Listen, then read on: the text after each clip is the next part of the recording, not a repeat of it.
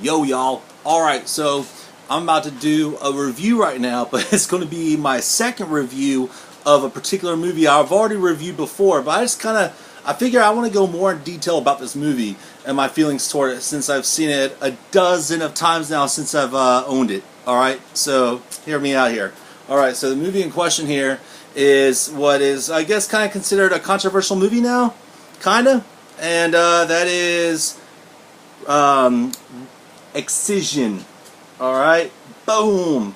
Alright? You got Anna Lynn McCord right here on the cover. You know, fresh from like Nip Tuck, 90210, the modern one, and whatnot. And she plays, okay, here's the cover, but this is Anna Lynn McCord in real life. But boom, this is her in the movie right here as Pauline.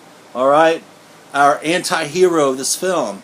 I guess you'd consider a type of anti-hero in this film, but this movie is what I describe as, and again, there's a lot of fans out there who might disagree with me on this, but this is how I see it, alright? It's Carrie meets Lucky McGee's May meets Napoleon Dynamite meets Welcome to the Dollhouse. And again, I've said in my previous interview, or my previous review of this film, that people are probably thinking, Napoleon Dynamite? Well, hear me out here. Okay, that film and this film are both like a bunch of vignettes, alright? Vignettes strewn together of a character that is socially awkward to a very awkward, to an awkward level, to the edge of it. And that's Pauline in this film right here, alright? And she kind of matches that social awkwardness I think Napoleon Dynamite had. Now, I'm not saying this film is in the same tone of the innocent comedic humor of Napoleon Dynamite. No, not whatsoever. Okay? But there are likenesses to the social awkwardness of the characters in this film that kind of make you on the tinge of uncomfortable, Did it make me uncomfortable? No, because you know why? I completely fucking understand Pauline, okay? I was Pauline before. I mean, no, don't get me wrong, I never smelled, like bloody tampons and, surgically, try to remove parts from people before and stuff like that. But again, there are things I'm about to go into here in this review of mine that why I understand Pauline to a T. I really thank you, Richard Bates Jr. for making this film. And yes, I had to look at the name real quick just to make sure I got it right. But Richard Bates Jr. wrote and directed this film based on his prior short film of the same premise and name. And this movie just is badass. I know it's not for everybody. I've talked to people that are like, Kevin, I really didn't get that movie, or Kevin, I really didn't like it. And I'm like, well, that's cool. I fucking loved it. I knew from the get-go when the trailer premiered in May of this past 2012, I knew from the get-go when I heard that Nine Inch Nails song Closer kick in and the whole entire trailer was edited almost verbatim to the song beat, I was like, I'm going to love this movie. Not because of the Nine Inch Nails song, but because the images, the references, the cameos from everything from John Waters to Malcolm McDowell to, everyone else, Ray Wise, everyone in it. I was like, oh, badass. But mainly, it was Anna Lynn McCord's character, her look, alright? Plus Tracy Lord's character as the, I guess you kind of consider her the very kind of overbearing religious mother. But she is very, she's very, not controlling, I guess you could say, but she is very on the lookout for her daughter. She cares a lot, and that's one of the things about the movies. The characters have a different way they see each other in this film, so it gives a good divide throughout the whole thing. Almost, it's like an onion. It peels back layers and layers, and this movie has layers in it. It's true.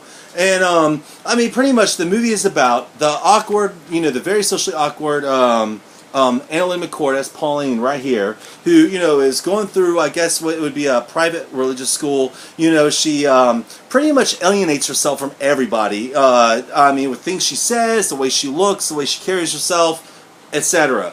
From her school peers, from her teachers, her instructors, all that stuff, her pastor, and even her mom.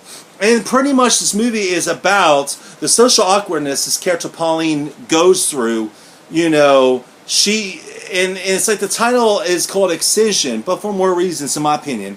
It's about her excising herself above the mundane, above the mundane, boring, and everyday life around everyone around her. She wants to be different, and she excels to that to a very, very brutal point, But since she's so weird and awkward, she has a mother who's kind of overbearing, religious, but also kind of very, very worried about her.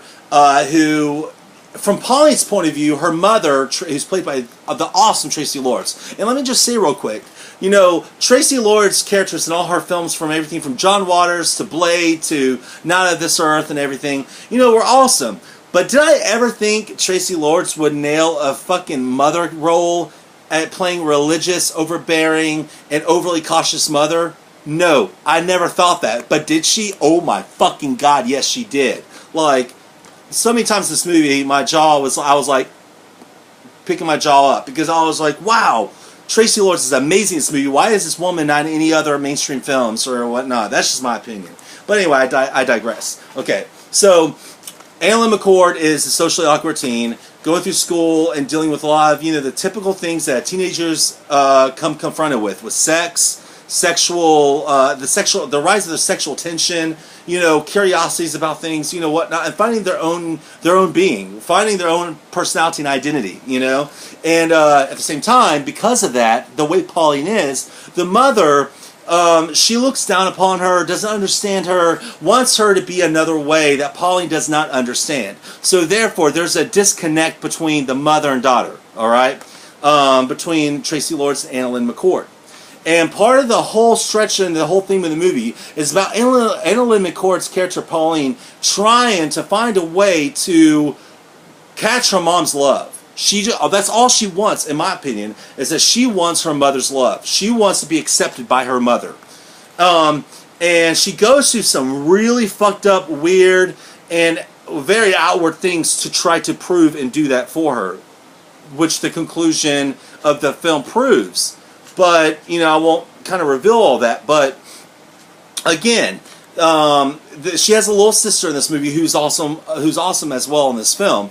The little sister is very wholesome, very normal, very, not mundane, but she fits into what would be the socially accepted crowd of people in a school or at a party or whatever. She's pretty, she carries herself as a girl, she's not weird whatsoever. But that's the thing also. Her little sister, kind of takes care of her older sister in the way that she sticks up for her and she cares for her.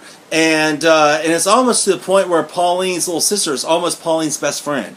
And in the film, the whole plot of the movie really is, aside from what I described about Pauline being socially awkward in school and home, and trying to win her mother's affection and love, and also, getting her to understand her. The movie is about Pauline's little sister is dying of cystic fibrosis, which I believe I pronounced correctly. I'm not sure. Her sister is pretty sick with cystic fibrosis. And the family can afford to, send her to the doctors to fix it right, They have to go through a lot of troubles and means to try to get her help. And Pauline, being the weird individual she is, she's already took it upon herself to kind of obsess in the recesses of her mind, during her off time in her bedroom. She's sexually fantasizing about weird things. Everything from having sex with corpses, hot dead men that she considers hot in her school, weird shit. But at the same time, she is also taking on her own interests in surgical, the study of surgic stuff.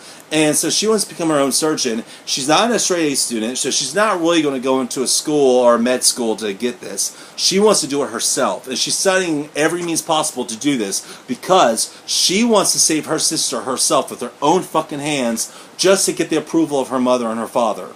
But mainly her mother. But, and that's pretty much the premise of the movie. and it comes to a head at the end. The end has pissed off a lot of people, or had a lot of people being like, "What the fuck was that?" I understood the end. It was a very emotional, wretched ending.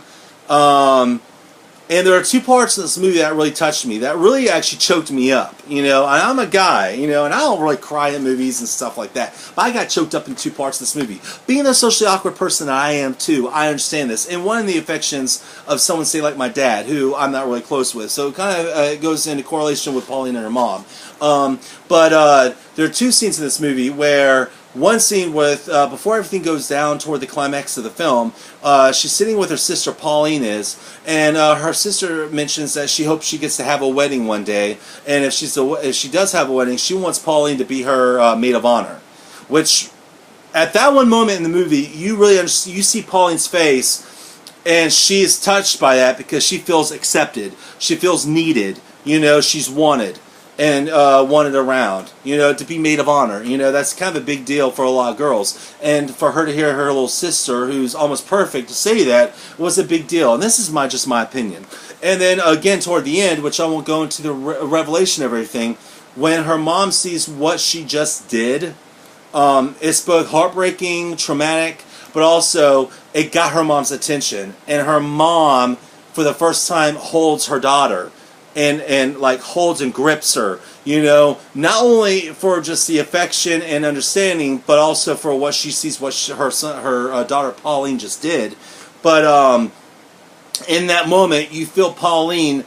She realizes what she did was wrong and she fucked up, but at the same time, she realizes that she got her mom's attention. She went through that length to get that appreciation from her mother, and that's what this whole movie is about. And like I said, there's a lot of reviewers out there, and there's people out there, and now I know there's a big cult audience for this film already, it's not just me. But there's a lot of people out there who are like, and I see it online all the time on Facebook or IMDb, people are like, who the fuck is Richard Bates Jr., and what the fuck did he just write? How sick is this? Da-da-da. Who the fuck would write a character about, trying to lose her virginity while she's having her period? Which she does. But that's besides the point. But, every time I see hate toward this movie like that, I'm like, fuck yeah, because not only are they getting more attention for this movie, which I want this movie to have all the attention in the world, but it's just really, it's that kind of, it's someone's understanding of this that gives me more power toward it, because I do understand it.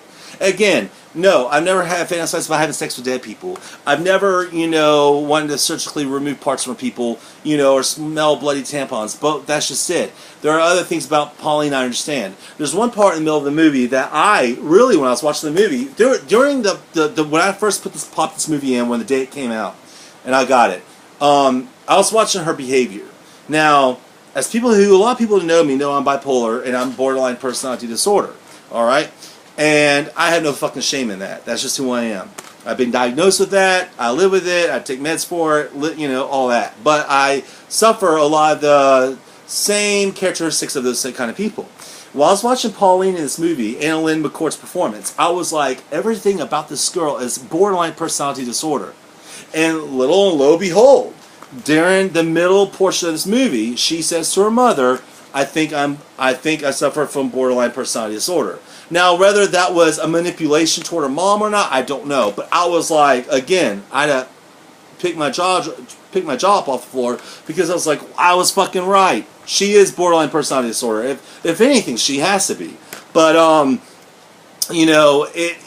this movie had a lot of layers to it. It's not just a point blank shoot movie, and what you see is what you get. There's more to it. And I really applaud Richard Bates Jr. for writing and directing this movie, because it gave me, and other people like me who are socially awkward or understand the darker recesses of life and the things that go on in our brain and the way we think and our patterns and our weird, socially awkward things we do, it gave us an anti-hero of sorts like Pauline to look into and look up to, And I do look up to Pauline. I really understand her. I know if I was in school and I saw a girl like Pauline, I would probably sit next to her and be like, hey, bitch, what's up? Let's be friends. because I did feel sorry for her in this film. I truly did. Now, a lot of people also do say, a lot of reviewers and people who saw this film say, everything that Pauline, all the bullying and all the shit Pauline got from this movie, she brought onto herself. Yes and no. There are things she did in this movie, yes, that she probably brought that attention on herself, but there's also other things in this movie that she did not deserve to happen to her, you know? Just like all bullying cases. A lot of people don't deserve that. And I like I said, I totally understood the character in this film. There's a lot of parts of me I saw in her. So, and vice versa. So, that's just my opinion. But no, I'm not, you know, I don't think about having sex with dead people and stuff like that. But it's the little things that she did. That, like the body modification stuff. The things about her, like, finding weird things weird about her body. Like I do mine, or I have done with mine. Or, you know, she had weird things with cutting or, you know, picking at her body, which I have done with mine before in the past too. It's part of my behavior with being borderline personality disorder, again.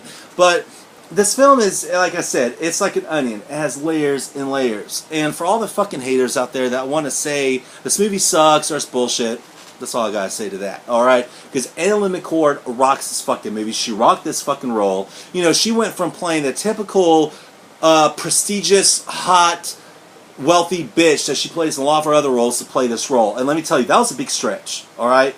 I mean, she altered her look considerably for this film. I mean, that deserves attention enough. And then you got Tracy Lords, who played the very, the religious, very overprotective mother. She was very overprotective. And these were performances that were fucking great. And then you throw in John Waters, which you would think is just stunt casting, but John Waters really was fucking great in the few scenes he was in as Pauline's pastor and kind of like therapist. I mean, all of it wrapped together very well. It was a very well-made film. I highly recommend it. Like, if you're people like me that understand people in socially awkward roles such as Lucky McGee's May, or Welcome to the Dollhouse, or films or Napoleon Dynamite even, as I even mentioned that one. If you understand characters like that, of that sort, then you have to see Excision. Give it a chance. You'll fucking love it. It's beautifully photographed. It's got great vibrant colors in it, and I mean, it's just a rich film. So that's all I gotta say. And all I gotta say is, writer-director Richard Bates Jr., fucking thank you. Alright? Thank you. I can't wait for your next fucking film. Peace.